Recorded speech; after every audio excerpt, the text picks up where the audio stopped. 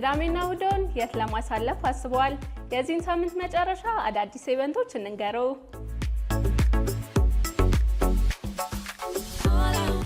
ዩኬ ኢትዮ ሚውዚክ ኮንሰርት በቬኑ ዌርሃውስ። ብሪቲሽ ካውንስል ከብሪቲሽ ኤምባሲና ኤንዜድ ኮሚኒኬሽን ጋር በመተባበር ያዘጋጀው ይህ ኢቨንት ቅዳሜ ጥቅምት 29 2018 ከቀኑ 9 ሰዓት ጀምሮ የሚካሄድ ሲሆን ከዩኬ እና ኢትዮጵያ የተውጣጡ አርቲስቶች ስራቸውን ያቀርቡበታል። መግቢያ በነፃ።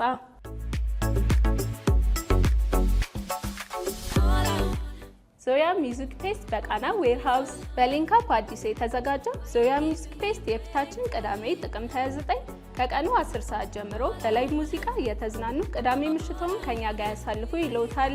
መግቢያ 600 ብር ብቻ።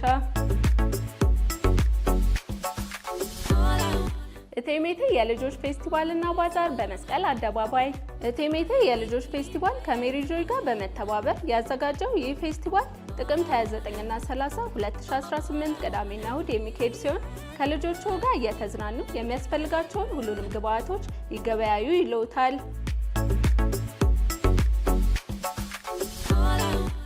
የካምፒንግ ጉዞ ወደ ጨበራ ጩርጩራ ብሔራዊ ፓርክ ከጥቅምት 28 እስከ 30 የሚደረገው ይህ ጉዞ ዋጋ 20 ሺህ ብር ሲሆን በፓኬጁም ትራንስፖርት፣ ምግብ፣ ያስጎብኚ፣ የፓርክ መግቢያ፣ የማደሪያ ድንኳን፣ ፎቶግራፍ፣ የተለያዩ ጌሞችና ሽልማቶችንም ያካትታል።